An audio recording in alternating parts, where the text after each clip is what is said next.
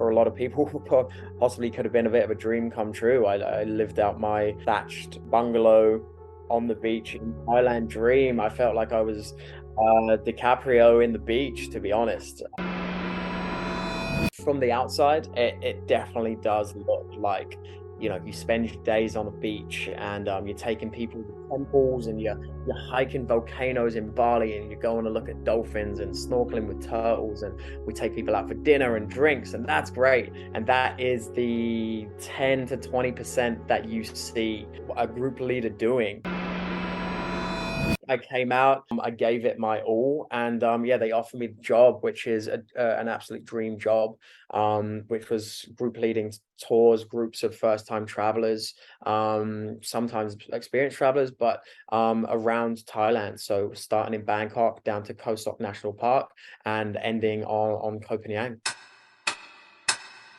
And then got to New Zealand and just immediately fell in love with it, probably even more than Australia. What a place, what a country, what a bunch of people out there. The Kiwis are probably the funniest people, the most welcoming people I've ever met. Yeah, we got chatting. I got chatting about my plans. I was going to do this crazy thing. I think I want to go to Vietnam and buy a flight. I want to ride it up Vietnam. And I was kind of thinking, yeah, he's going to say you're crazy. He was like, all right, can I come? I was like, yeah, absolutely. Welcome to the Winging It Travel podcast with me, James Hammond, where every Monday I'll be joined by guests to talk about their travel stories, travel tips, backpacking advice, and so much more. Right now, I'm taking the podcast on the road travelling with me, so tune in every week for short form episodes detailing all my travels alongside my Monday guest episode. Are you a backpacker, traveller, gap year student, or simply someone who loves to travel? Then this is the podcast for you. This is a casual, informative podcast designed for you to inspire you to travel. There'll be stories to tell, tips to share, and experiences to inspire. Welcome to the show. Let's get into the episode. Hello, and welcome to this week's episode where I'm joined by tour guide, super traveller, and author Mark Phipps. Mark has just released his book, One Way Ticket, in December, and we're going to talk about that said book, some travel philosophy, some travel stuff, and some travel conversations. Mark, welcome to the show. How are you doing? Oh, very well. Yeah, fantastic. What an intro. Thank you very much. Yeah, that's awesome. Fantastic. Thank you, mate. Yourself? Yeah, not too bad. Thank you. Not too bad. Did you like the author part of that as well? That's quite new. I did like that. Yeah, it feels like imposter syndrome a little bit. I'm like, yeah, no, technically I am now. So that's cool. Update the Instagram bio and make it real official. So yeah, it sounds good. Nice. Okay, and tell the listeners where you right now in the world. I am currently located on Koh Phangan, the beautiful tropical island in the south of Thailand.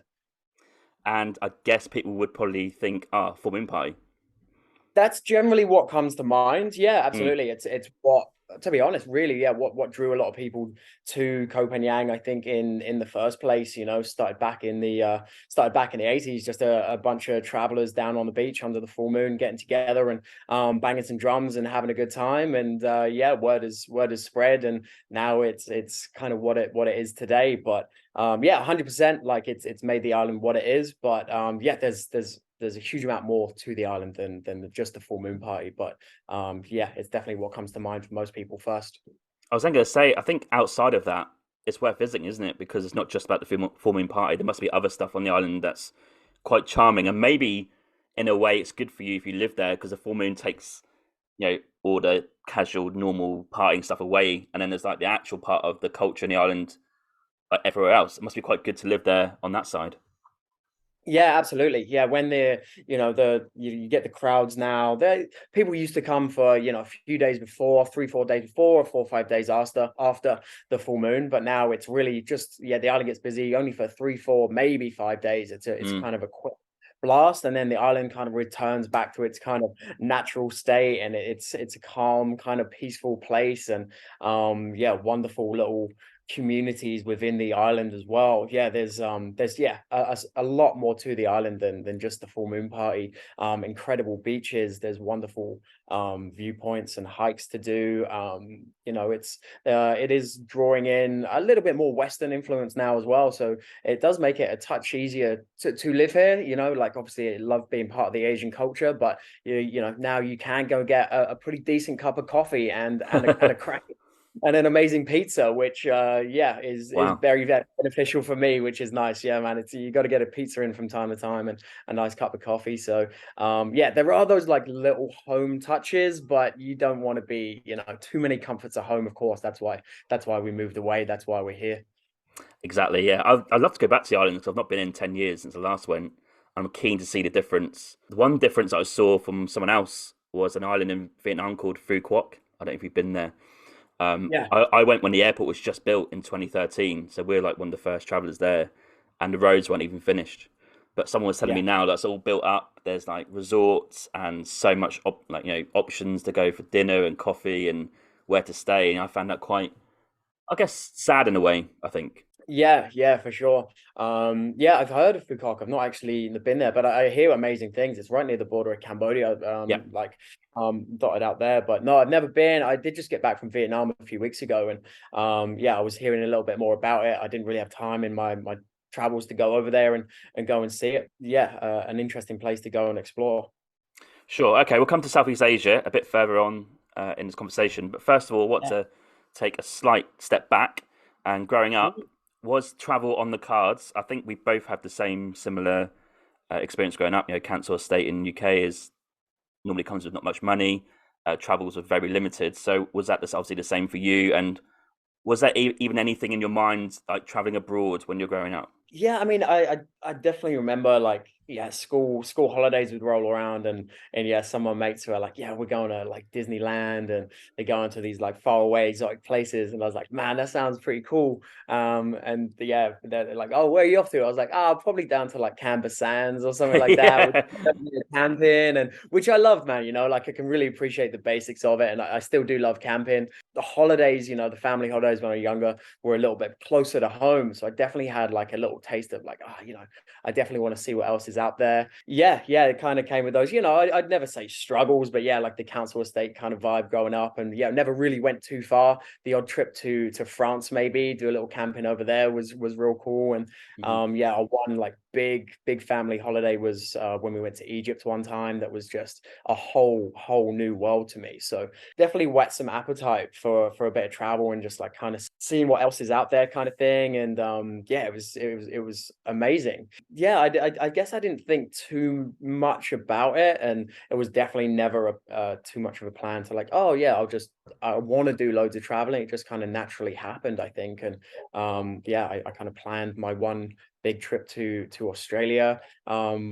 Did sixth form and mates were going off to university and stuff. And that's when I started thinking, maybe I'll try and do a little bit of travel before I figure out what I want to do. Bit of a classic find yourself before you set for life kind of thing. And it just kind of snowballed from there, to be honest. Okay, and whereabouts in the UK did you grow up? So I'm from Kent, Kent. Okay, yeah. originally. Yeah. Yeah, the Garden of England. Yeah. Um, yeah, I'm right in between sort of Maidstone and Tunbridge Wells, from Westmoreland, just outside of Kings Hill, which a few people have heard of now. It's yeah, they got good access to London, so a lot of people that work in London now live in Kings Hill and stuff. But yeah, I loved it. Yeah, it's a small little council estate. Yeah, it was a little rough and ready, but I loved it. And yeah, grew up in the pretty much the same house. I lived there till I was 19 until I moved away. Okay, and for people who maybe don't realise, but school is interesting, isn't it, in UK? Because I kind of talked to this about my friends actually. Like, if you don't like a sport like football or arguably cricket, depending on what type of school you go to, it's Yeah. actually and maybe music. If you're a muso, you might get some friends, but outside of that, you are a bit of an outcast sometimes, aren't you, in school? Because Oh, it's yeah. dominated by those like one or two or three, four subjects, and that's it. Yeah. Oh, 100%. Yeah. I didn't grow up in like a football household. Like we never watched football. No one supported the team. Like I think granddad was kind of into like West Ham, and that was about it, to be Yeah. honest. So I never took an interest in it, which probably led to like me never playing it as well. Mm. Um, yeah, I was pretty left-footed, well, like two left feet, I suppose. And I just had like no ball control. I would dread when we'd have to do football in PE because naturally everyone else is generally pretty good at it. Yeah. But it was never my cup of tea, man. Like I sucked so bad playing football. I was just and like I'm okay at sports. Like I pick up other sports, but football was not my thing. Cricket really didn't have too much interest in. Even rugby, like I could play rugby, it was all right, but again, didn't really love it. Didn't really grow up in too much of a sporting household. It is something that I've gotten into later in life. Mm. Sports, living in Southeast Asia, which yeah, I'm sure we can touch upon later as well. But yeah, like if anything, yeah, maybe a little bit of rounders. I love to swing the bat and smash the ball, and that was maybe it. But yeah, my mum thought it would be a good idea for me to get into horse riding. So Oh wow, that's about that's about niche. a sport I got. Yeah, it was pretty niche. But yeah, I can ride a horse, man. Yeah, I went horse riding in Costa Rica a year or two back again, and it crops up from time to time. But yeah, where the boys were spending their Sundays doing playing football Mm. and fun. Yeah, I was off in jodhpurs and riding around doing horse jumps and stuff like that. So a little bit different. Interesting. And then you said you've done sixth form and got through your A levels. I remember school and then university was just the next thing. You get told to do that. That's probably what you should do next, or get a job. It's one of the two options. Like the fact that some people went traveling. I remember one guy who done it, and that's such an alien concept. I was like, what's he doing? Where's he going? Why is he doing that? Mm.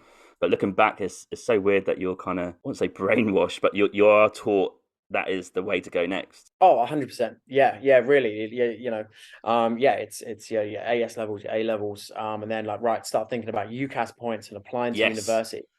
And like maybe you know, the crazy guy in school was going to take a bit of a gap year and do, you know, a little bit of traveling. He'd work for 6, 7, 8 months and then go smash out a few little places on the trip and do that. But it was definitely never encouraged, and I don't really know anyone else that really did that. Mm. So yeah, you kind of are sort of filtered through the system a little bit, I guess, and told Mm. like, yeah, this is what you probably should do. Because, you know, I'm not saying that it's a bad choice to, you know, go and follow your universities and your studies. And I think I was kind of blessed with some indecision, which at the time I thought Yeah. was holding Same. me back. You know, everyone seemed to have a path and a direction. Like Mm. some like I'm going to do dance. I know I'm going to go and do you know, the study to be an accountant, and everyone kind of knew what they wanted to do. I was like, I don't know if I'm ready to commit to a course of 3 or 4 years to then find out halfway through or at the end that like this isn't what I want to be doing with my time. So yeah, for me it was a bit of a no-brainer to just kind of defer that until I really did kind of figure out which direction I wanted to go in. But yeah, I kind of just came to that conclusion on my own. It was never like a encourage, you know, your teachers aren't telling you to go away and do some travel. They're No. obviously went down more of an academic path. It's interesting because I reckon teachers have done a bit of travel, back in the day. And I do, Yeah. looking back, I've not thought about this, but like looking back, I reckon a lot of my teachers did do a bit of travel, but they never once said, yeah, go and do it now. It was all Yeah. university based. Yeah, I'm not sure I'd make a good teacher because I'd be like, yeah, let's just don't even worry about it. Yeah. Like, listen, Yeah. listen, this is what you want to do. Just get a job, save some money, off you pop. You can make it work. Yeah, I'll just be encouraging all the kids to not worry too much about the grades. Just like, I did fine. Imagine you're that career guy, that career person that's in school that tells you where to go and what to do. And you'd be like, Oh nah, yeah. just don't do it, mate. Just go away. Yeah, yeah, this is strongly worded letter from parents. Just like, why are you telling my kid not to worry about worry about his studies and things will work themselves out. So, but you know, I think that we maybe should look down that path a little bit more and realize that, you know, not everything is all based in these letters that you basically get given if you get an A or a B or a C. Mm. Um, in your grades, not everything revolves around that, you know, like there's other paths in life that you can do. It doesn't all have to be an academic route. Yeah, I think you'll find a way to get to what you think you should do next. I mean, it took me, unfortunately, I had the third year, wasted it, just worked part time at Next, if you know the clothing store, and just didn't do anything really. And then Mm, went and done something I wanted to do at the time, which is music. And then halfway through that 4 years, I was like, nah, I just want to travel. But I had to kind of finish it really because I committed at that point. for But that sure. Yeah. that already is 5 years. I mean, from the third year to end of that degree, and that's like 23. I'm off, got to go. But you were 18 off. So what was your thinking in terms of planning for your first trip? Slim to none. Okay. Yeah, it was to this day. Um, yeah, I kind of freestyle stuff a little bit. Yeah. Yeah, I done a little bit of research. I think I did hear about a guy that was in my school that did go to Australia. And he went and he had this working holiday visa. And I was like, oh wow, okay, what's that? Kind of looked into it and obviously realized that, you could go out and live and work in Australia for a year. And then, but I remember him, going off, saying goodbye to people, and he was back like 2, 3 months later. So I was like, Oh. okay, yeah, like it's obviously not as easy as it sounds, kind of thing. And you don't Mm. just, and yeah, and he was back just sort of doing the same thing. But I think that's what instilled it in my head. So, yeah, that combined with all the family holidays as a kid being so, what is the furthest place I can go to? Where can I really go and get some proper independence, really be on my own? Where don't I know anybody? And let's just really throw myself in the deep end. So yeah, I remember trying to organize a trip with a buddy of mine, saying, yeah, let's do some traveling, let's do it. And yeah, as things happen, things get in the way. Commitments are never fully committed to, but I kind of Yeah. kept going and was like, all right, well, I'm just going to plug away at my job. Yeah, I was just yeah, rocking shifts at Toys R Us, trying to do everything I can, man. I remember being sat in this blue fluffy jumper, staring at the clock, and I'd just be sitting there working out, like, all right, how much money have I earned this week? And that's going to run to the total. And then, okay, I'll probably spend this much on petrol. So I'm going to have this. And then just figuring out how much time I needed. Because I Mm. knew I needed, I think, to enter Australia on a work holiday visa, you needed £1,000 Yeah. in your bank account, which to me at the time really was quite a lot of money. As I said, I was 18, 19. So I was still trying to juggle that kind of lifestyle of going out with my friends and going out for beers at the weekend. So probably wasn't the best saver at the time either, but I was really just trying to get to this goal, combined with like the flights over there, which were pretty pricey, trying to get the money together really. I didn't plan too much. It's probably one of the only times in my travels where I did contact a company that they helped me with the initial first week of the work holiday visa. So that it was kind of like a bit of a support package. They helped me arrange my TFN, so the tax file number when you get to Australia. They give you the first week's accommodation, kind of like a city orientation, and then some help finding a job pretty much. And then Mm. they put you in contact with a few other people that are arriving about the same time. So yeah, to me at the time that felt like cool. Yeah, that's sweet. I got a bit of support there if I need it. And yeah, that was it. Kind of booked my flight, flew into Sydney. Seemed like a good enough place to start to me. And yeah, that was kind of it. I remember telling my mom that, yeah, this is happening. And she gave me the, oh yeah, okay. And just kind of, yeah, didn't take it seriously. As the date kind of rolled around, and I remember coming back saying I booked my flight, she was like, oh, this is happening.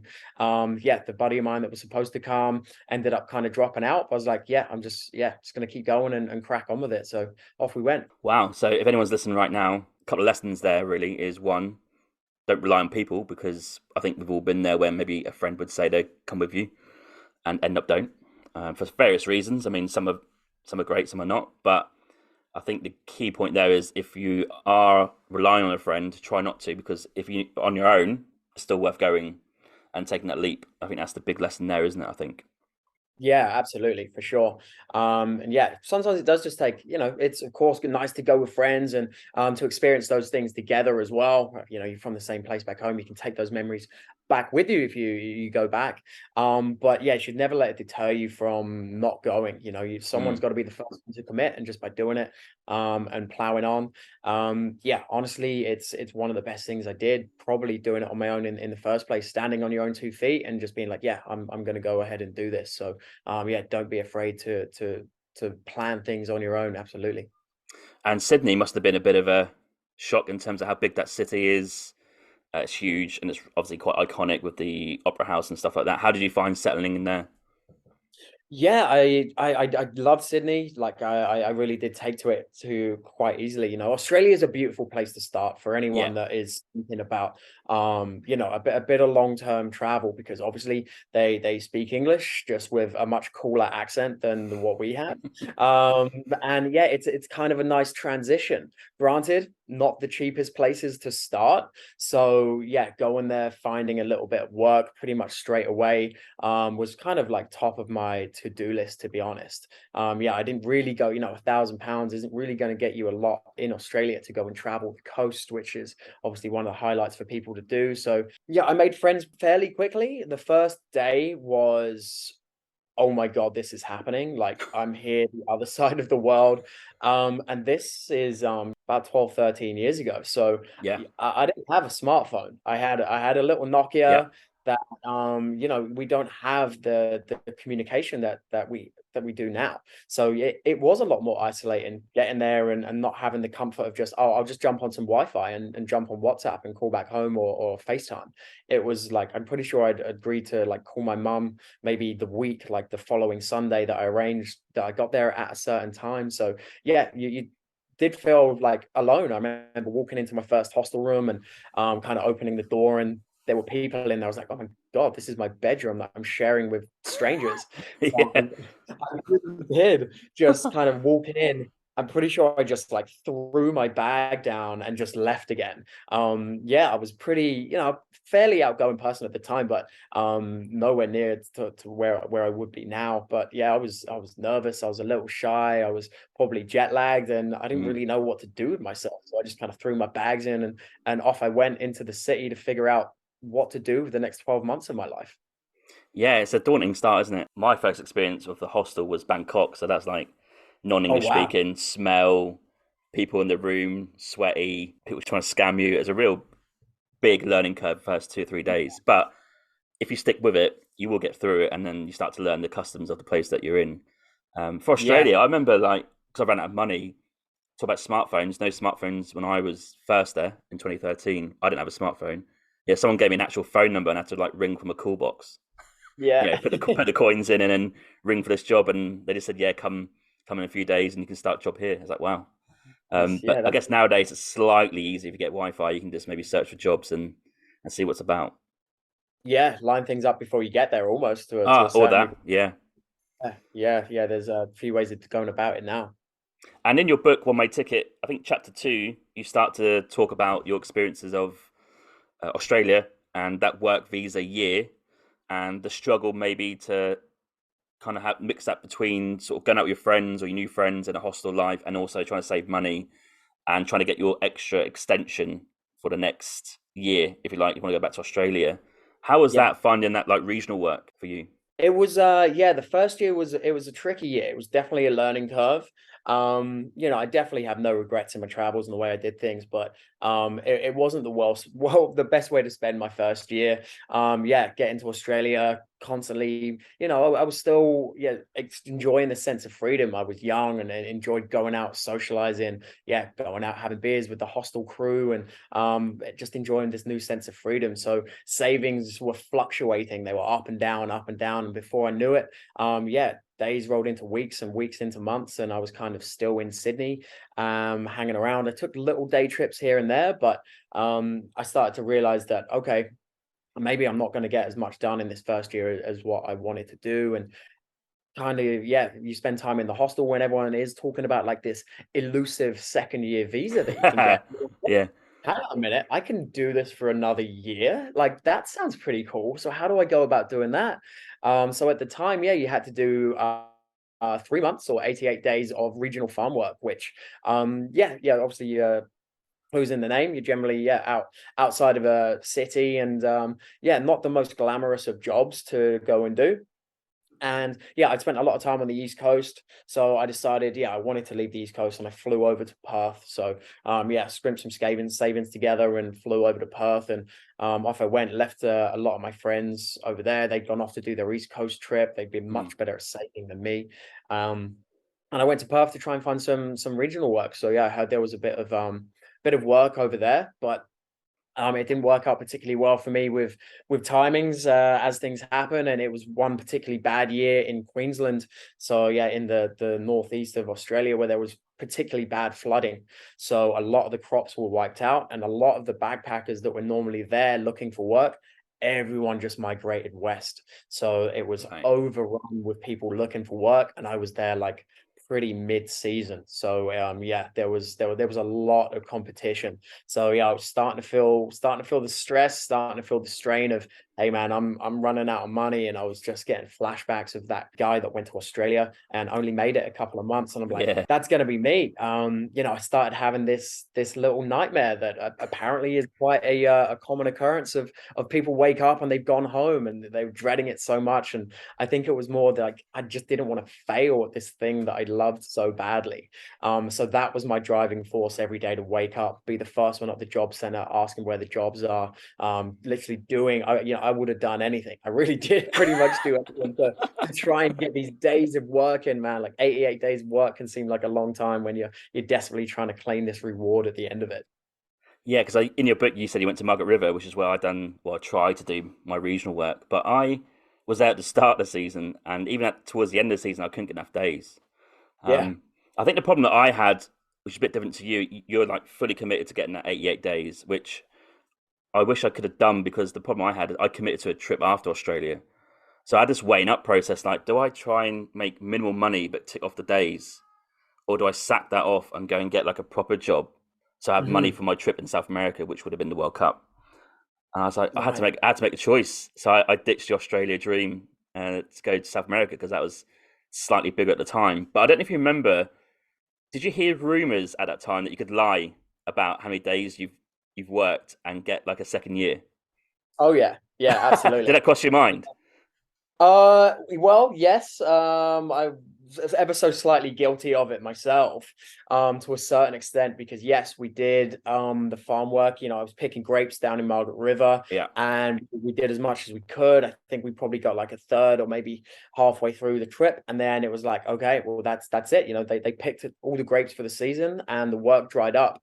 So yeah, you end up hearing a friend of a friend of a friend that's found work, and potentially there's a job going here, so you're checking around in the region and try and get the numbers up. But yeah, I was with a group of 5 other people, and some days there's only work for 3 of you, so it's kind of Yeah. like, all right, who's getting the work today? And the other people, we kind of sat around with no money, hanging around. And you're in a beautiful place, you're on the beach, it's amazing, but you kind of feel this slipping away from you. If you've only got 100 days left on your visa and you need to work another 40, 50 of them, it's a race against time, Yeah. basically. So yeah, Yeah. it's real. The stress is real. There's a bit of pressure there to try and get the days in. And ultimately, yeah, we took a pretty hefty risk, and literally we heard from a friend of a friend that someone had met on the East Coast who'd shared a hostel room with someone, or whatever it was, about some work going in Bundaberg, which is on the east coast of Australia. So I mean, if you look at a map of Australia, they're pretty opposite Yeah. places. Ended up just being the 3 of us in the end. A few of the guys did get their days, and we're like, look, what are we going to do? We either got to risk it. We can pool our money together. We probably got enough fuel to get us over to Bundaberg in a buddy of mine's the 1980s Nissan camper van, who which was a manual, like proper like stick shift. And one of the guys I was with was Canadian, so doesn't drive it. So it's really just me and this other lad that we were like, all right, I guess we're going to do it. So on a whim, yeah, we drove to Bundaberg, and it took us about 5 days of driving, 12 hours a day, and just desperately trying to get there because we'd heard rumors of there being some work. And in your book, you obviously go into detail about that trip, and there's like certain stories that relate to that trip, which is quite cool and quite funny to read. So I'd implore people to read, obviously Mark's book, but obviously that chapter as well.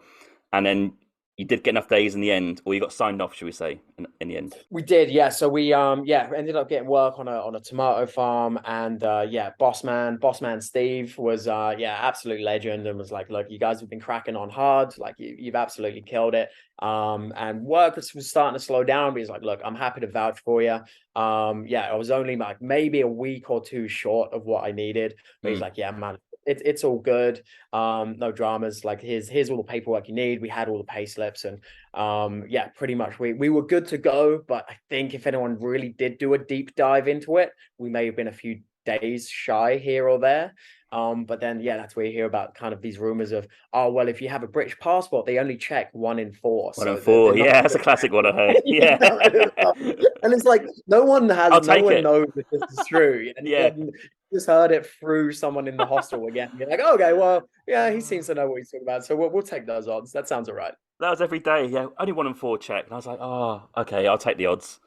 Yeah. It's so true. Like that, it is friends of a friend. Like, and people might laugh and say, "Oh, that doesn't work." But I did get a job which didn't count, unfortunately, to my days. But I did get a job on the mine sites, working in the kitchens. Right, real tough job. But it was through a friend of a friend of a friend who got me a contact at an agency. Yeah. I passed the medical, and you do if you're willing to do it, and you've got the ambition and the drive to get money and to go and work a job that maybe is quite difficult, you can go and do it. Oh Um, yeah. but if you want to risk it and just accept that if you get investigated and it's a no, then you can take not being in Australia for a second year. That's also not a bad option either, I think. Yeah, yeah, for sure. I mean, I think nowadays, I think it's a little bit easier now. I think they're signing a trade agreement due to be signed Yep. almost any day, really. It's been agreed. They're just waiting for the paperwork to be signed, and I think you're getting like 2, 3 years off the bat. Yeah. No phone work required, which is yeah, I'm not bitter about at all. Um, my days spent in 40-degree heat planting and picking tomatoes is yeah, no, that's fine, man. That's cool. Thanks a lot. I feel like we've earned our Australia sort of good times, I think, because they were Yeah, tough jobs. Like, they are really, yeah, absolutely. yeah. Yeah, minimum like badly paid jobs. Yeah, they don't pay particularly well. Like something yeah, in the mines and stuff, sure, that pays well. But yeah, just your entry level stuff is pretty backbreaking work. But hey man, who's gonna do it? These backpackers that want to stay in Australia, and I was happy to do it. Yeah, I remember like on my second shift at the mines and the kitchens, the authorities like, right, no more backpackers. We just want to employ actual Australians to do the work and stop paying agency fees for us. And we had 5 people in, and I was like, well, I need to work this like second shift because I need the second lot of money to go to South America with. And mate Seth, who was like in charge because he was local, said, yeah, I've got to choose one out of 4 of you to stay. I can only keep one. I was like, oh fuck, I need it. And I didn't know what he Yeah, was going to choose until the next morning when the management announced, well, 4 of you or 3 of you got to leave. And they on the spot asked Seth, who's staying. And he said, oh, James. And I was like, fuck, that's a bit of luck, bit of relief. The other 3 were yeah, gutted and devastated, but those sort of things do work in well, your favour sometimes. yeah, yeah, absolutely. I said to him, why me? He went, oh, bros before hoes. I was like, oh, okay. That was it. I was like, cool. At least he's honest. At least he's honest. Right, just because I got on with him. Yeah, fair enough. Yeah, that'll Haven't help. really spoken to him since, but I think if we caught up, it'd be quite a good laugh. Yeah, absolutely. Yeah, for sure. Yeah, yeah, got to make some connections. So you got your second year, and I think in the book you start to go on to your other travels that you were starting to experience, not just Australia, but you're hearing rumours of a place called Southeast Asia. My story with that is that I was traveling with a friend, and he said, "Oh, I want to go to Asia," and I was like, "Oh, well, where is that?" So he Mm. convinced me to go for 3 months, and I loved it. So that was next on your cards, sort of like around the second year of Australia. So how did you find going to Southeast Asia, and what did you learn mostly from that trip? That one to really not commit to making too many plans. I think that Mm, trip that I took, which was yeah, ended up probably being around about 3 months, yeah. was and yeah, I kind of went in with a bit more of an idea. I felt like a bit more of a seasoned backpacker. I've done a little bit of traveling at this point. So, but yeah, Southeast Asia felt like a whole different game, a whole different level of sort of traveling, constantly on the move. Yeah, as you kind of mentioned, you hear the stories, people trying to scam you, and is it potentially like a bit more of a dangerous place and big cities and things like that? So really just kind of trying to freestyle your trip and not making too many plans because Southeast Asia is one of those wonderful places where you can go on a day trip or meet someone out at a restaurant or having beers and get chatting to them and they've just come from this incredible place wherever it is and you're like well, hang on a minute, where's that? Yeah. And this is pre your TikTok and pre your Instagram, where Mm, I'd learned all the cool things to do through word of mouth and meeting other people. I really wasn't a Lonely Planet tour guide kind of traveler. I'd look up a few cool things that I wanted to do, but the majority of the things I'd learned and the things that I'd already had kind of on my like kind of list to do, I'd learned from everyone in Australia. Yeah, just kind of yeah, meeting people when plans change on a whim. So just kind of going with the flow really is what I learned from that trip in Southeast Asia. Things never often go to plan. Things get in the way. Yeah, ferries are missed, and illnesses are had, so you end up changing plans and staying in bed or whatever it may be. And or yeah, you hear of something cool, so you just sack off your plans completely and head the complete opposite direction. Or you meet a cute girl and you follow her around for a couple of days, and you're like, oh yeah, yeah, where you're going? Yeah, I was going to go there next as well. Absolutely. I think I found that with groups as well. Like you just meet groups of people, or you come together in hostels and you sort of form a group. We Yeah, definitely did do that, like group travel that we met out there, not like before that. So yeah, that was pretty cool. And yeah, you sort of say, yeah, we're sort of going in that direction. But you're totally right. Before the smartphone era, we were just hearing, oh, you got to go through Quark, have we? Oh, never heard of it. Okay, we'll mm, see if we book a flight, and you go to maybe like the hostel, say, oh, can we book this flight because you haven't got a smartphone to book it on, and it yeah. really was like great days to travel. I think in those sort of like times. Yeah, it was unreal. Yeah, it's like, yeah, how did you do it?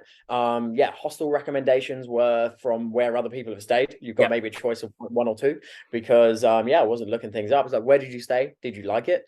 And yeah, it could be, and you know, it's always based on their experience there. It could be an awful place, but they've had a great time, and that's what's made the hostel good. So sometimes you get there and you're like, oh, this place is awful, but they've had a good time there and they've met a good group of people, so they have different experiences. And yeah, not based on reviews and stuff like that, but the whole word of mouth travel is an incredible thing.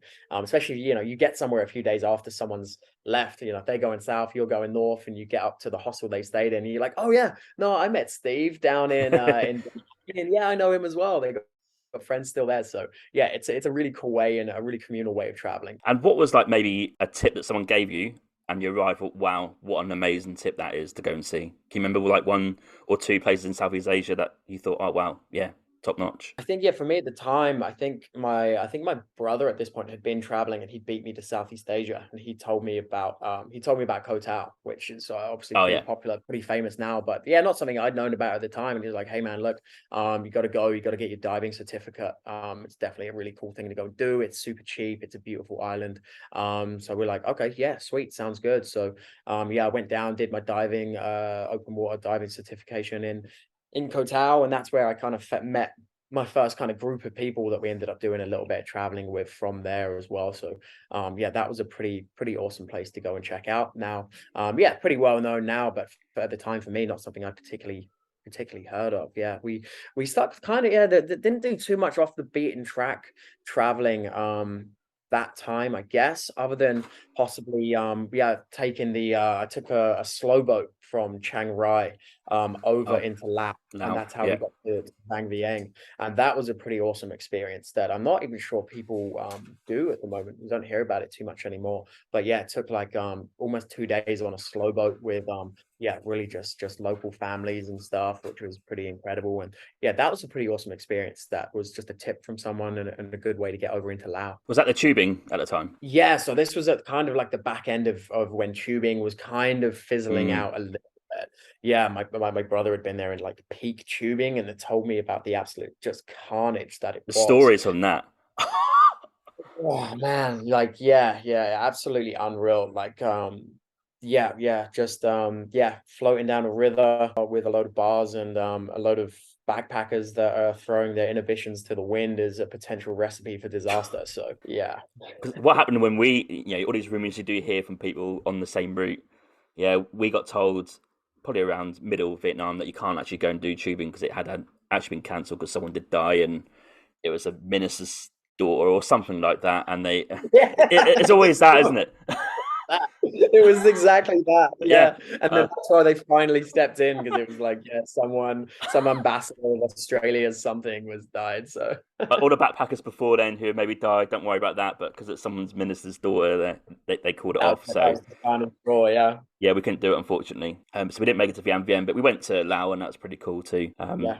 Was that before your second year in Australia? Yeah. So this was so I did the first year. I did because I'd already had return flights booked home. I figured I was just going to do my year. So yeah, I Yeah, took the flight home, saw some friends and family, and then just started the whole saving process again. yeah. Came back to Southeast Asia, and it was on my way to Australia to do the second year where I touched down in Southeast Asia. And was your second year a bit more stress free because there's no pressure for you to get another year? So you're just going to try and make some money, see the country, and just kind of enjoy it a bit more, I suppose.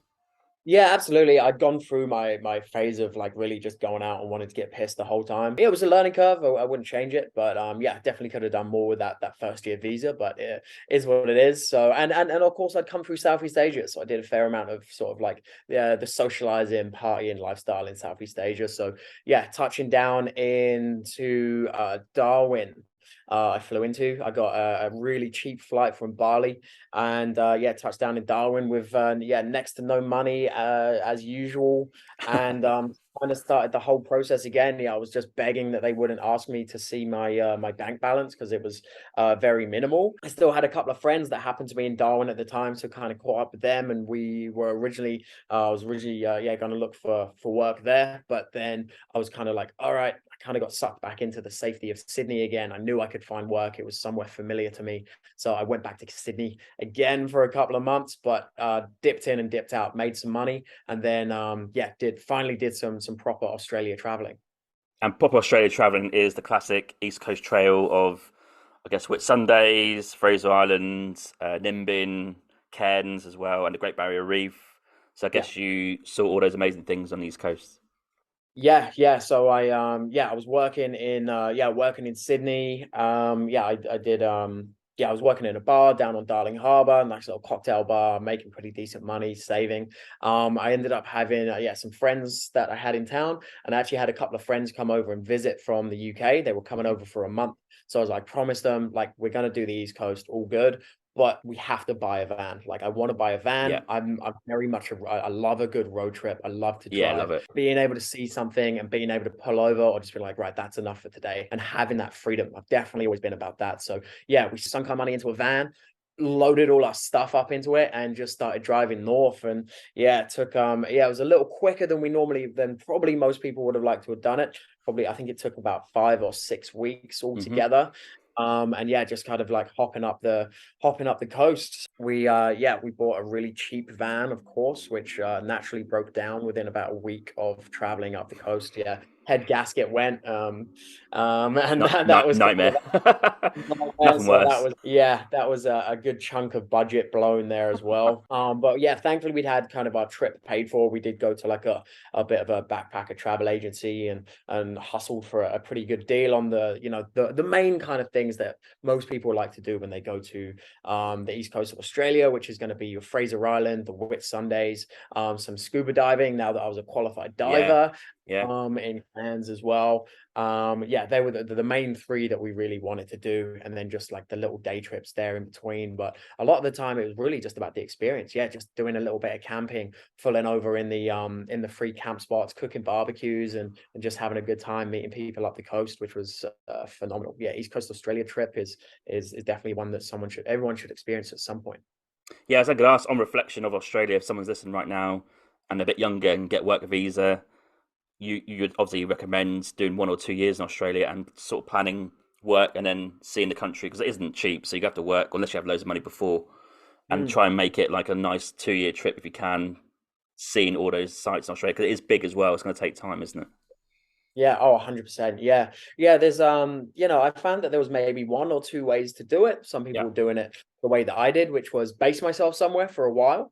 Yeah, get a little bit settled. Obviously it's a really nice way to experience something in depth, to really feel like you've lived there and kind of live like a Sydney side or a Melbourne or wherever you want to start your travels there, and then take one epic trip up the East Coast or whichever way you want to go, and then just be like, right, that's it. I've done my work. Now's the time to enjoy. So a lot of people I found did it that way, but there's also another way of doing it that's potentially a little bit more work, but where you kind of hop your way up and you find little bits of work here, there, and Okay. everywhere, and get a Mm. little bit of taste from every place, like a few weeks in each place. Obviously, yeah, a lot more work. You're looking for short-term work and a bit more cash in hand stuff or whatever it may be. And yeah, you might rock up to a place and there isn't any work, so you keep moving on to the next one. But yeah, definitely different styles of traveling to suit however you want to do it. Yeah, it's interesting because you mentioned in your book about you went to the Ashes as well. I think on the first year, I was there as well in 2010 and 11. That's my first abroad trip ever, and that's what inspired me Okay, to go traveling later. And I remember speaking to a amazing. guy at the Perth Test match, and he's like, "Yeah, my dad's from Leeds, and we emigrated over here. I'll never go and live in Leeds. I'm staying in Perth." And I said to him, like, "Any advice just for Australia?" He goes, "Yeah, get a work permit, buy a car for $600, drive and go and see it." I was like, "Oh, that's all he said." Then back to the cricket. And I thought it was great advice. Like, you just need to buy a fairly cheap car. Getting around Australia without a car is quite difficult. So I would highly recommend just a camper van or a car and just go and see it on the open road and see if you can get all around it, because it is an amazing place.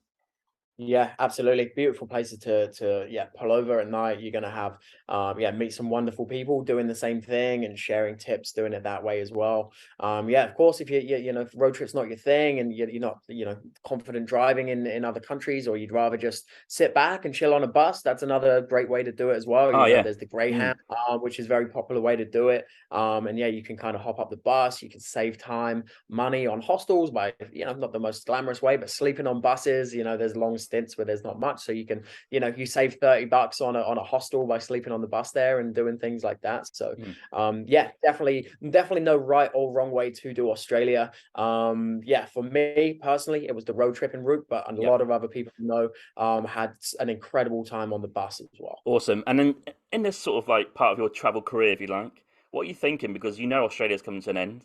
You can't get a third year, unfortunately. So the only option for you maybe would be to get the PR, but I think PR in Australia is quite long, it's quite expensive. So what are you thinking next? Because you're going to have to hop to somewhere new. Yeah, so I knew, I'd done my travels. I finished a lot of the East Coast. I did end up going into the Outback, working in the Outback for a while. And thankfully it wasn't the best job. Ended up, getting a decent amount of money. Yeah, making a decent, need to read the book for that. but you can read the book, or we can discuss it here. There was some questionable ways of, I won't say earning money, but getting money in the Outback. But I knew I wanted to save some money. I knew that for me, there were gaps in Southeast Asia that I wanted to go back to. I didn't go to Vietnam. And I knew that was somewhere that I really wanted to go to. And this was the time, I don't know how long after I did my trip, but the Top Gear episode came out. Oh, of course, classic. Where they bought the motorbike. And I was like, I don't even know if I can do that, but I want to try. So I left Australia. I just booked a cheap flight. I literally jumped on the Skyscanner. Where can I go it's appealing to me? Flew to Jakarta, had a few days in Jakarta, jumped from there to Singapore, had a couple of days in Singapore. And as I walked into Singapore, checked into my hostel, got chatting to someone that was in the room, and lo and behold, someone poked their head up from the hostel above me and was like, Mark. And it was a buddy of mine that we'd spent a bit of time together in Australia. So I was like, hey, what's up? Good to see you. We got chatting. I got chatting about my plans. I was going to do this crazy thing. I think I want to go to Vietnam and buy a bike, and I want to ride it up Vietnam. And I was kind of thinking, he's going to say you're crazy. He was like, all right, can I come? I was like, yeah, absolutely. But and he had some travel plans. There was some stuff he wanted to do. So we arranged to do a bit of traveling together, but then to meet in Vietnam in a month. So we actually took the train together from Singapore all the way up through Malaysia, hit a few spots in Malaysia like Langkawi, came back up to Thailand, and that's actually where he split off to go to like Laos, Cambodia, and I went off to Phuket to do a little bit of Muay Thai training for a month before we met up again in Vietnam. Nice. I think what I liked about the book is you explaining about how you've got some money and you're running out, and you're thinking, right, how can I make the next bit of money to go do the next bit of travel? And I think I quite like that, because the biggest question I get asked about the podcast is, when you hear people traveling on your podcast, like how are they doing it money wise? Yes. And that's a big question, because my answer to me is I just got a work visa in Australia or New Zealand, worked, saved, and went again. But a lot of people do ask that question because they seem it to be like an impossible idea and dream. But you do explain that really well in the book. I quite like that. Yeah, I mean, to sort of go back to your original question there is, what was I sort of thinking? What was I planning? Just to hit some of these spots that I was going to. And I do think at this point in time, it was a bit of a tipping point for me, because I was going to go back to Southeast Asia. I did my trip in Vietnam, which was phenomenal. The same buddy of mine, this was about a year after, buddy of mine that I did the East Coast trip with in Australia, had messaged me and said, where are you going to be? Same sort of time, so Christmas, New Year, and I'll come meet you. And I was like, okay, I'm in Southeast Asia, so you pick and I'll meet you. So I ended up going back to Thailand to meet him in Thailand and spend a bit of time there. And it was at this point, which was a tipping point for me. I was like, I'm not sure. Like, maybe this is where I go back home. I think I was early 20s. And people were starting to they'd start to sort of maybe finish university and starting to get jobs. It's like, all right, maybe it's time for me to start thinking about that. But at some point, something happened, and I made the decision to think about New Zealand, which for me was the way to make some more money. I knew that Hmm. I could do. I'd done it in Australia. I could get work holiday visa there, and I knew this option was available to me in New Zealand as well. So yeah, during that trip in Bangkok with a buddy of mine, yeah, he flew out from England with like 5, 6, 7 kilograms of luggage, and he's only on a couple of weeks off from work. And I remember we were sat in Bangkok a few days before he was due to fly home, having a beer. I think he said, "Yeah, this was a sick trip. Let's do the same thing next year." And I was like, "Well, rather than going home, saving up a load of money to come and meet me, why don't you just come with me? I need to work. You want to work. Let's go to New Zealand together." Mm. So few beers later, and I convinced him to quit his job pretty much on the spot. He emailed his boss, told him he wasn't coming home, told his mum to sell his car, and that was it. We He didn't take his flight home, and he came to New Zealand with me. Wow, and what a place to go. I mean, I do wax lyrical about New Zealand, lived there for a year, went there before that as well on the Kiwi experience for a good fun time. It is a magical place to go, isn't it? And it's a definite must on anyone's list.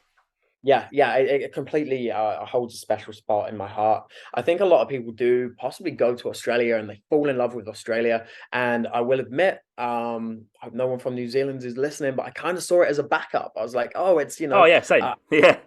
I have to go to New Zealand because I'm done in Australia. And then got to New Zealand and just immediately fell in love with it, probably even more than Australia. What a place, what a country, what a bunch of people out there. The Kiwis are probably the funniest people, the most welcoming people I've ever met. Yeah, I lived with an incredible bunch of Maori dudes that yeah, were raft guides, and just the best time with them. So yeah, it was kind of starting from scratch again. Got to New Zealand, and thankfully, well, actually, because I'd spent so long in Southeast Asia, I had to go and get a chest X-ray for my visa Ah, for New Zealand. I had to yeah, prove that I didn't have TB, but to do that, you can only do it through specific doctors that are approved by the New Zealand government. got it. One of them was in Sydney, so we ended up going back to Sydney and waiting there for nearly a month while I had my chest X-ray, which was quite expensive, coming off the back of a few month Southeast Asia trip. Yeah, just kind of hanging around in Sydney, not being able to work because I was now on a tourist visa, was a little bit tricky, and yeah, annoying. I was checking my emails every couple of hours for weeks for this visa to come through, but eventually came through, and yeah, off we popped to New Zealand. But thankfully, during that time, I'd spent a bit of time in Sydney, and I'd gone into a backpacker travel agency that were hiring staff in New Zealand. So Right. at this point, I had luckily already lined myself a job up for when I got there, which was a huge help because James, I'll tell you, I was broke again.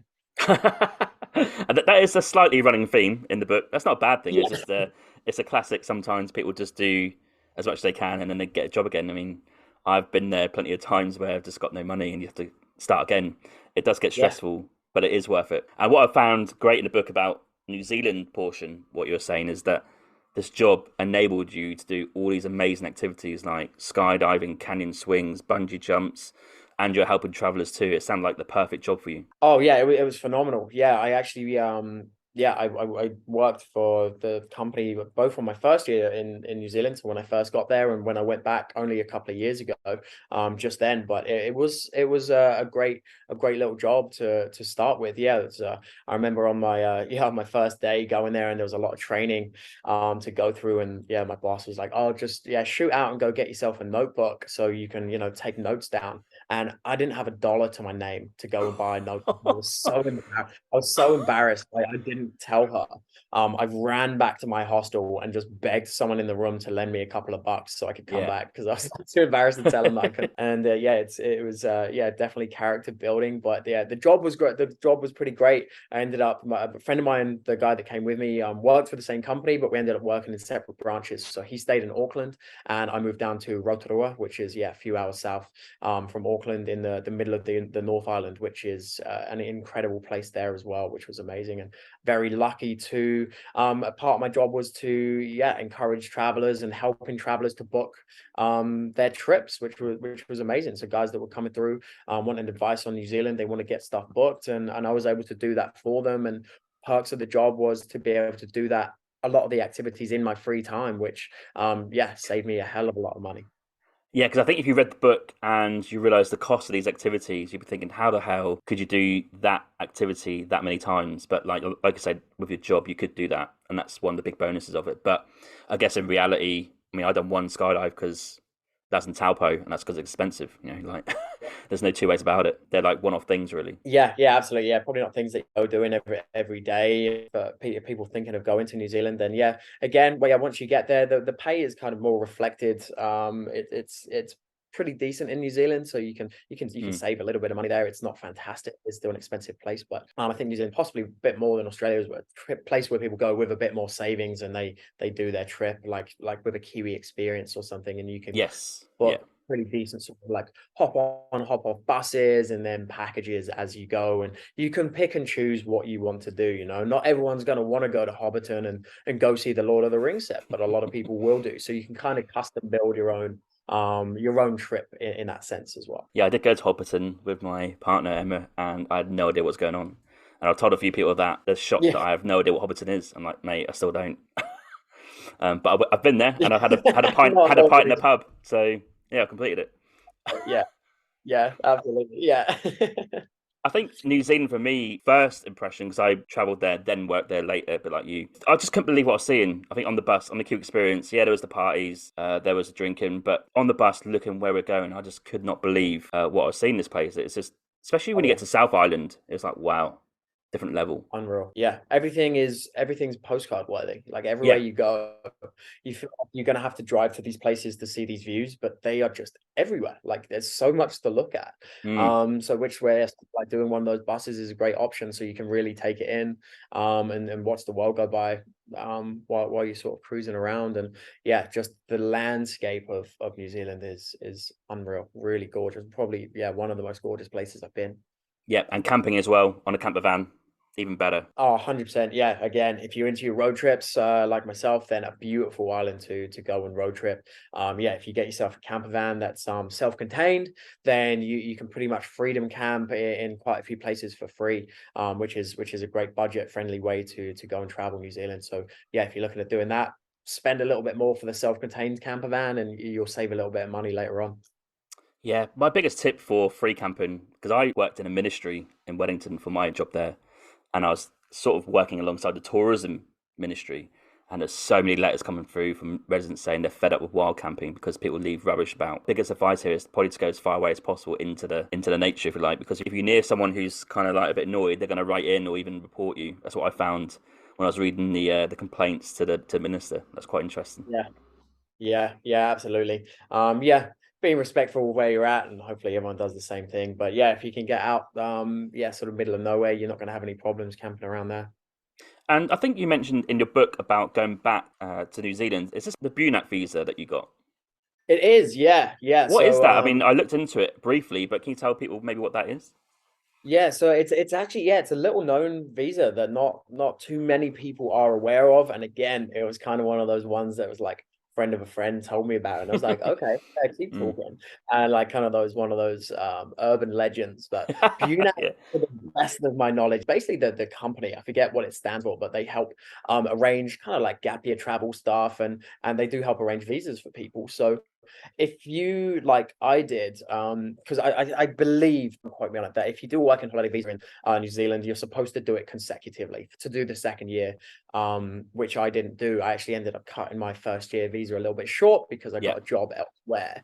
Yeah. So yeah, I left it, and it left quite suddenly because this incredible job opportunity came up. So yeah, I'd kind of left New Zealand with some things that I wanted to do, like the Nevis bungee jump had evaded me. So I knew I Oh, wanted to back, and yeah. as much as it terrified me, I wanted to do it. So yeah, when the time came, and yeah, it was just the time in my life to go back to New Zealand, I looked into the BUNAC visa. So it does allow you, I believe it's mostly for people from the UK and Ireland. They have an agreement, I'd imagine possibly other people in the Commonwealth as well, but an agreement with the New Zealand government that people that are have already done a working holiday visa can get one, or it slightly extends the age as well. So I think I believe up to 35 years old. Yes. Yeah. Yes, right. There's a Yeah. weird quirk in there that I think if you've done the work visa, you've only done a year, you can then get a BUNAC visa, which costs a little bit more money, but it's an extra year to go and work and live in New Zealand. So it's a great scheme if you can get onto it. Yeah, absolutely. It was yeah, it was the one time in my life where I started to get a little bit worried because to get the visa you have to it's about I think about 600 quid, so a little bit pricier. Yeah. That bit I wasn't too concerned about, but what I was concerned about is you have to go back to the UK and submit your passport for up to 3 months. So for Oh, the first time in my since I was 19 years old, I was heading back to the UK through reluctantly to go and get this visa. And yeah, I spent actually not too long in the UK. It's up to 3 months. yeah. So yeah, I stayed at home. I found a little bit of cash and handwork, but I was ready to leave at the drop of a hat. My visa ended up coming back in about 4 weeks, which was fantastic. Nice. And yeah, the second it came through, my passport came back. Yeah, I booked a trip to Nicaragua and just got straight out of there. And then did a little bit of travel around that way, and then shortly after that, moved back to New Zealand for my second year. Okay, and there's so much to unpack in the book. People got to read it. But the next thing I want to talk about is you did start to get a job in Southeast Asia, working as a guide. So can you talk us through about how you found that job, what it was, and where was it? Yeah, absolutely. So yeah, when I was in New Zealand and I was working for this the backpacker sort of travel agency, some of the trips, one of the trips that we sold was a trip in Thailand. And yeah, it was a very slow day at work and I was researching the company and saw that they were hiring like group leaders to come out and work in Southeast Asia, in Thailand at the time. And I'd actually met someone from the company that come in to do a little bit of training on us. So if people were interested in going to Thailand, I'd be able to sort of like big the trip up a little bit more. And I was like, wow, this sounds like something like I could do. I was definitely a lot more confident, a lot more of a social person at this time. And Mm. I knowledge of Thailand was pretty good. I'd spent a fair bit of time there at this point. And I was like, I think I could do this. So yeah, I just it was as simple as just applying for the job. I sent in my application. Yeah, it's the group leading. You don't need to have fantastic grades and things like that. It's Mm. a lot more like sort of based on your personality and your travel experience. And yeah, I had an interview with the general manager, and yeah, I'd honestly never wanted something more in my life than to than to get this job. And yeah, I didn't have my hopes up, but things worked out. I got invited to fly to Thailand for a trial and to see how well I fit in and how well I get on with the job. So, running theme here, I spent my last couple of hundred quid on a gamble on a flight to Thailand. I probably didn't have enough for a flight ticket onwards to anywhere else. Um, Shocker. But yeah, I came out. I gave it my all, and yeah, they offered me the job, which is an absolute dream job, which was group leading tours, groups of first-time travelers, sometimes experienced travelers, but around Thailand. So starting in Bangkok down to Koh Sok National Park and ending on Koh Phangan. And what company was that with? So that's with Intro Travel, shout out. So still with Intro now. That's the company I still work for. Mm. 8 years down the line. This did sound like an amazing job. Like you are taking travelers on their trip. There's a bit of responsibility for you to make sure they're having a great time and you're getting stuck in and making sure everyone's okay. And you do describe in detail about what a job does to you on the good side, but also on the bad side. You know, it takes it out of you, long hours. Sometimes you Mhm. need a break, but it's good to see both sides, I think, in the book. Yeah, yeah, I've always tried to be yeah, realistic in the views with it. Like hands down, best job that I've ever had or ever will have was leading those tours and meeting people, being able to share my knowledge and my passion for the country with other people, make them fall in love with the place like I did, and to be a part of people's sort of travel journeys. It was the most rewarding job I'd ever done. Being able to yeah, share and the awesome parts of the country really is the dream. Yeah, like ultimately for a lot of people, a lot of travelers being paid to travel is the kind of ultimate goal, which is yeah, which was unreal and something that kind of yeah came out of nowhere, I suppose. And yeah, being able to share my passion for the country and being able to guide people on a small part of their travel journey was yeah, incredibly rewarding. Yeah, helping people through all the sort of those struggles that maybe I started with when I first came away. People that are a little bit shy, helping to bring them out of their shell, getting them to introduce themselves to new people, helping to take care of them, and just giving them a little bit of a helping hand with the start of their travel journey, if that's the part that they're on, was awesome. And yeah, a million positives to the job, and yeah, incredibly draining, incredibly social. As you know, like when you travel and you travel a lot, it can be exhausting to meet new people all the time and kind of have those same conversations, the same questions that come up: where you from, where you going, where you've been, Yeah. like all that kind of stuff. So yeah, very, very tiring, but incredibly rewarding at the same time. So absolutely fell in love with group leading. Yeah, I was going to say, I think the dream is for travelers who want to travel for a long period of time is to try and find that pay to travel thing, whatever that is. Could be digital nomading, could be working remotely on a job, or could be doing what you were doing. I think that's what everyone's trying to find out if you want to have that lifestyle. My question actually next was going to be for a travel guide, if someone wants to be in that sort of role and job, what are some of the key traits that are definitely must needs? The answer that probably most people think I'm gonna say is not particularly what we're looking for, or it is. So the majority of people, so part of my role now and part of what I do is I do train and recruit the group leaders. I train Okay. and recruit people to come out, Yeah. and I train them how to be group leaders and how to run trips, and I'm involved in that process. So yeah, I get a lot of applications come through and I look over them, and people aren't wrong in saying that, I'm an outgoing, charismatic people person that loves to travel, and yeah, I'm very social. Yeah, like the all the traits that of course we're looking for, but the reality is what we definitely want is someone that is really quite responsible. There's a huge amount of Mm. responsibility to come out on a trip. Traveling with a group of 22, sometimes younger, inexperienced, or sometimes older and experienced people on a trip. But the priority is, and has always been, will be safety.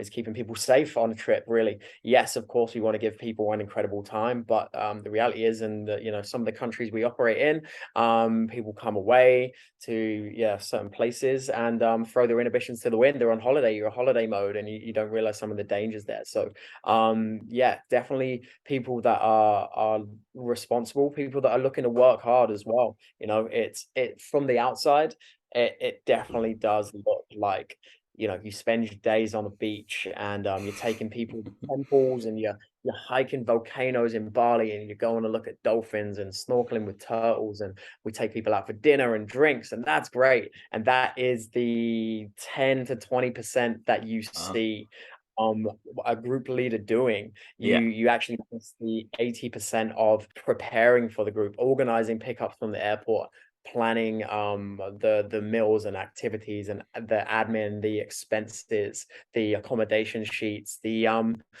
dramas that come with running a trip with 22 people on them. People get sick, people get ill, people are very different type of travelers as well, and we accommodate for everyone that comes on the trip and make sure everyone has an equally good time. So it is very draining on your energy as well, so for Yeah, sure. that kind of correlates with another travel guide that I spoke to about the same thing. About you do have fun, but the admin behind the scenes, trying to make sure everyone's okay, it's just a bit is responsible behaviour. You need to like be on your feet, figure out problems and stuff like that. So it is good to hear because I think you need to hear that if you want to go into that sort of industry.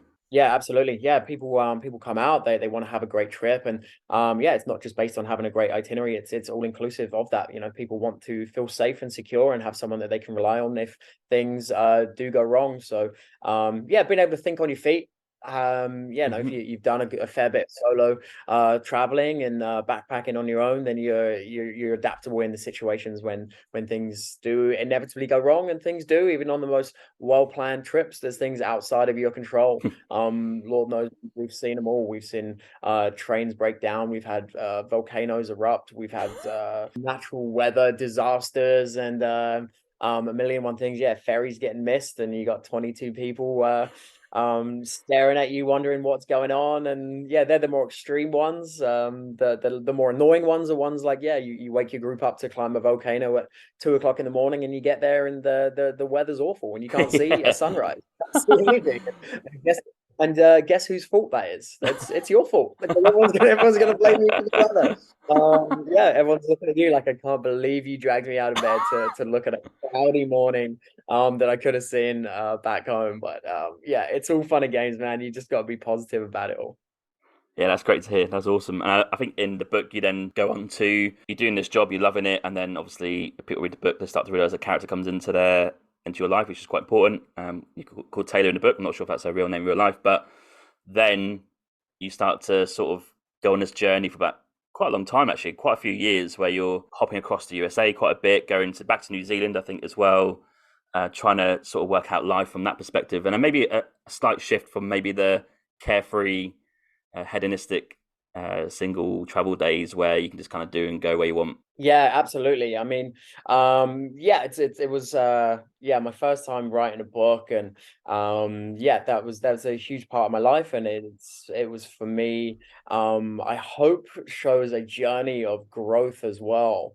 From Mm. the young kind of happy-go-lucky, maybe even sort of Jack the Laddie guy that I was, to maturing along the way. So yeah, I tried my best to convey it in the book, and hopefully it comes across. But yeah, she was yeah, definitely a big part of that. I met her in Southeast Asia, and we had an epic love story, really, from multiple multiple corners of the world, and the struggles that came with that. You know, you meet people away, you meet people on the road from places that aren't from where you're from, and you start to get bogged down by legal red tape and visas, and you know, the need to have to go away and work, and yeah, before you know it, you're in this committed long distance relationship from across the world, and that in itself was an incredible adventure trying to make that work. You know, like we did utilize as many visas as possible. That's why I went back to New Zealand, and yeah, spent a bit of time in Southeast Asia, moved out to the States for a little while, and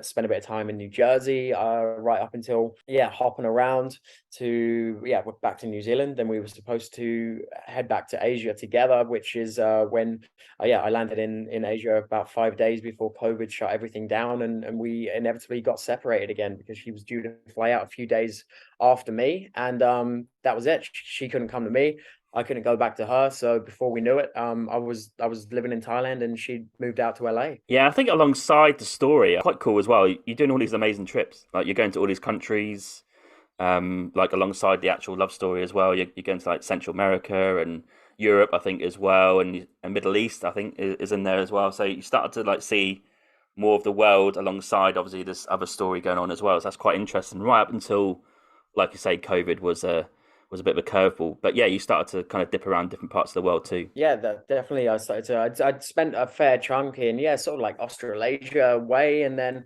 Yeah. yeah, I started to feel yeah, like comfortable and very at home. Which, yeah, you want to push yourself and challenge yourself a lot. So yeah, I spent a little bit of time in Europe doing some travels there, and then started looking more towards, yeah, Central America, and that's, yeah, a bit of time in, yeah, sort of Costa Rica, and then inevitably actually moving out to the States, and trying to live out there for a while. And how was living in the States? Because you were there on a tourist visa, cash in hand jobs. I don't want to give the story away too much. People need to read the book, but it was an interesting time, wasn't it? Because you couldn't really do anything legally, so that kind of plays a part in how you live. Yeah, it was stressful. It's not a route that, yeah, I'd recommend to everyone. Just circumstance, really, that it came about, and almost through necessity.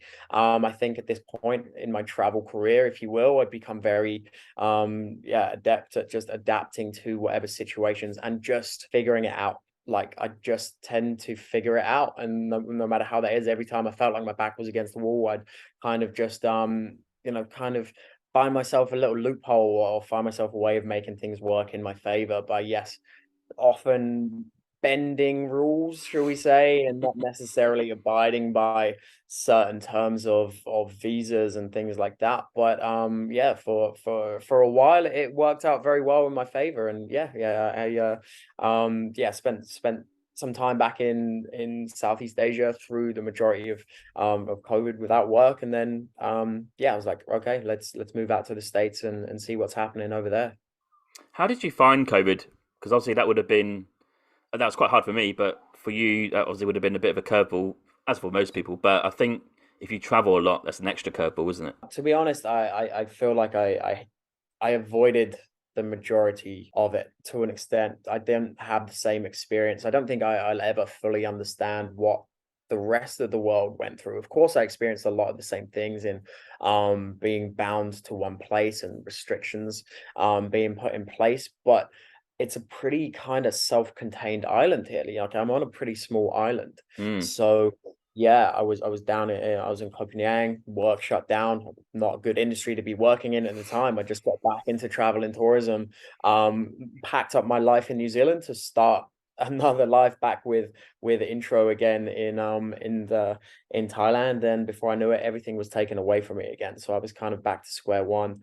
So yeah, like thankfully we have a gorgeous bungalow property on the beach, which is where I spent most of my time. For a lot of people, possibly could have been a bit of a dream come true. I lived out my thatched bungalow on the beach in Thailand dream. I felt like I was DiCaprio in the beach, to be honest.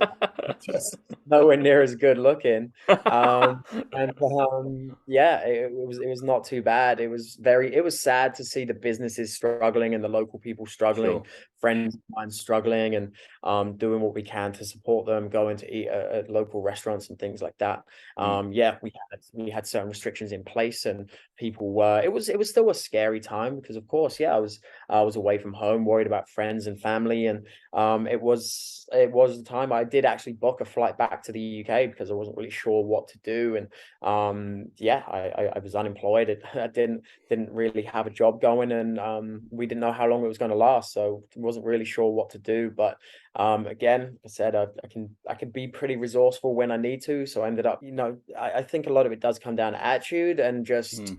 I opened myself up to opportunity. So I ended up finding a bit of online work that was, it paid the bills and it kept me busy. I struggled with the maybe perhaps more like the mental side of things as well, of trying to keep myself active and busy. And yeah, I'd basically just been separated from my girlfriend of 4 or 5 years through no fault of our own.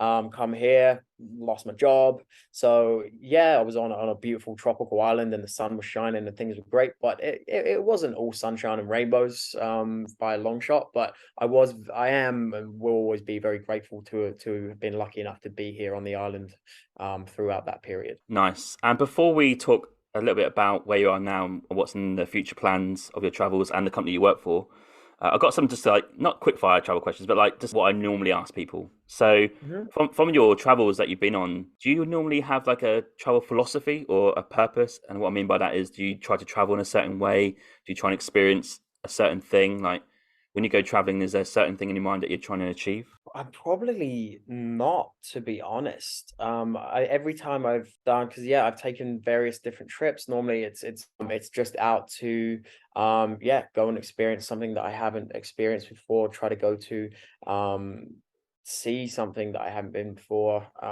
so something that I haven't seen. And yeah, often I will have a destination in mind and maybe Mm, something that I do want to see or do there, but. No, when I get there, I kind of see what happens. I definitely open myself up to the more unique encounters along the way, and some of the best things that I've been lucky enough to do, and some of my favorite memories that I've made through traveling are the ones that you'll never be able to recreate. One time in Turkey, one of my favorite memories was yeah, I'd rented a car with Taylor, and yeah, we started in Istanbul and kind of fell in love and like, okay, let's rent a car and drive. And we just kind of got lost and we ended up, I don't know, down this dirt road and pulled up alongside a river. And there was a Turkish family sat there having a picnic. And I just kind of sidled over and sort of said hello, and before we knew it we were sat having a barbecue with them. They spoke next to no English, and but mm, we were somehow communicating with them, and we spent the best part of the afternoon sat. They were sharing their food with us and conversing as best as we can, even though we really only shared a few words in common. But they're, I guess, kind of what I look for when I go, but they're not anything you can ever really find. They're just kind of things that you happen across. I think you can open yourself up to them, if yeah. you look for them, the experiences. But yeah, definitely not anything that you can ever force to happen or really recreate. You need spontaneity for that. I think you need to Mhm. be probably not having too much of a plan to go somewhere next and let those things happen. I think that's a pretty cool way to travel. But I guess a lot of people can't do that because maybe there are time constraints or there's money constraints and stuff like that. Yeah, absolutely. Yeah, it can be a bit trickier. Like, yeah, of course, I fully get it. Yeah, if you've got X amount of time to go to a place and there's definitely things and things you want to do along the way, then yeah, you do need to plan your time and spend it wisely. So it can be a little bit trickier to find those unique experiences along the way. But they'll be there. Sometimes it doesn't have to be in the middle of nowhere by a river. It can be at a coffee shop or a restaurant. And I had another similar experience in Istanbul, and I still have a good friend of mine there that owns a cafe. That yeah, he was a waiter, and we just got chatting to him, and he invited us out for just from tea and shisha. And I remember sitting with him till 4 or 5 o'clock in the morning, drinking tea and playing backgammon. So sometimes you Huh. don't have to go far to experience it. Yeah, if you're looking for the place, it's called Harabe in Istanbul. Incredible guy called Emra, and just the nicest guy you've ever met. Turkish hospitality, by the way, second to none. Unreal. Yeah, absolutely unreal. We've both had travel pre-smartphones. So my next question was going to be, how has travel changed, do you think, from maybe your early days to what it is now? I'm not talking about you, but maybe more, have you seen people as a whole change the way they travel or even places maybe? Yeah, absolutely. I think that people are drawn more towards destinations. Maybe we showing my age now, but yes, I feel like, not necessarily for the better. People were perhaps drawn to places for sometimes a certain photograph or some footage or content that they want to get. And that's the reality of it. And I'm not saying there's anything wrong with that. Absolutely. It's a great way to explore new places, the technology that people have available to them now. And yeah, there's certainly some things that I probably would have missed in my travels if it hadn't been for the technology that we have now. So it can definitely be used for a positive, those connections that you would make along the way, and friends that I would have met, that phone numbers that I definitely would have lost, or they move away from Australia and they no longer have that phone number. Now there's multiple means of communication. So it's a nicer way to stay in contact with people. It does make the world a bit of a smaller place, but in a good way as well, because yeah, you can meet up with people from travels years down the line. So definitely some positives to it as well.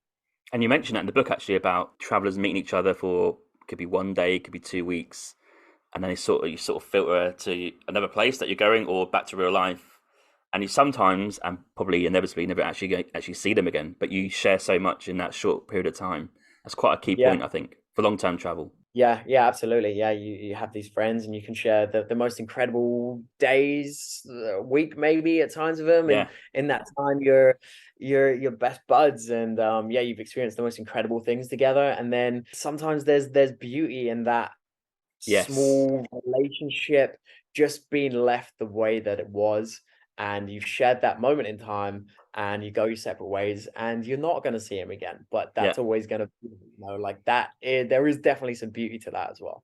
Yeah, I think I said that to someone late last year, but there is a beauty of that leaving that as it is. Even though you sort of sometimes hark back to maybe like, oh, I wish I could have that week in Thailand again or whatever it is. Sometimes you should probably just leave it as is and not try and Yeah, recreate it.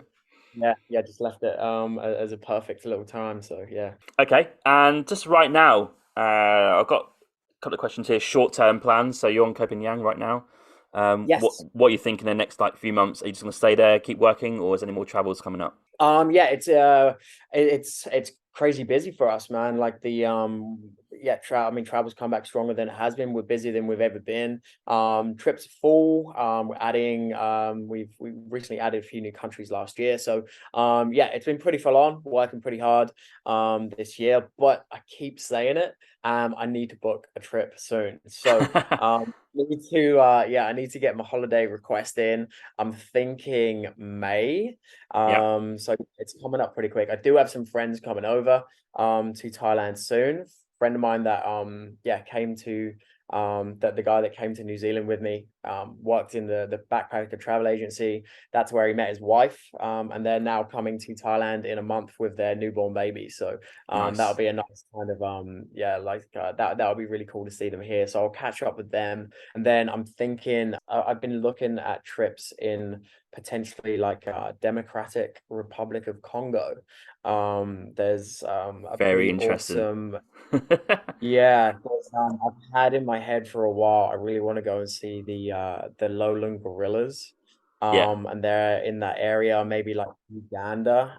So I've seen this. It's like a 13-day hike you can do. So I'm toying with the idea of that. It's definitely on the pricier side of any of the trips that I've ever done.